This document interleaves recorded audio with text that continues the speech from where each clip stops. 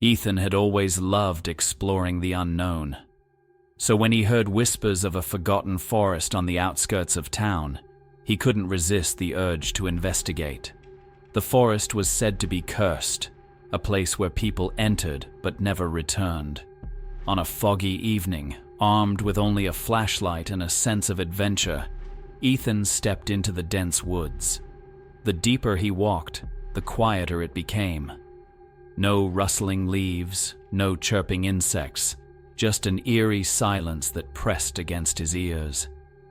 As he moved forward, he noticed strange symbols carved into the trees. Some looked ancient, others seemed freshly scratched. A shiver ran down his spine as he recalled the local legend of the Hollow Ones, spirits of the lost who wandered these woods, seeking company. Hours passed, yet the forest seemed endless. Every turn led him back to the same clearing. Panic clawed at his throat. His flashlight flickered, casting grotesque shadows on the twisted trunks. He fumbled for his phone, but there was no signal. Worse still, his battery drained rapidly, as if something was feeding off its energy. Then, a whisper, faint, raspy, calling his name. Ethan. He spun around, the flashlight trembling in his grip.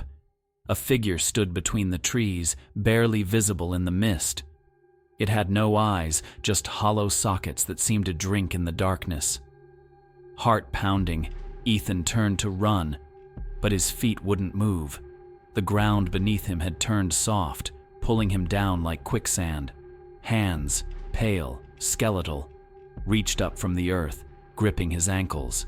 He screamed, thrashing against the unseen force, but the hands only tightened their hold.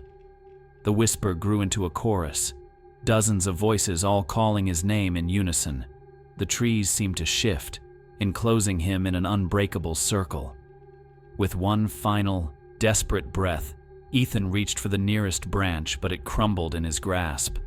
The last thing he saw was the hollow-eyed figure stepping closer, arms outstretched. Then, darkness. Days later, a search party found his flashlight near the forest's entrance, still flickering weakly. But of Ethan, there was no sign. Only the whispering wind remained, carrying his name through the trees. No one entered the forest after that. No one dared.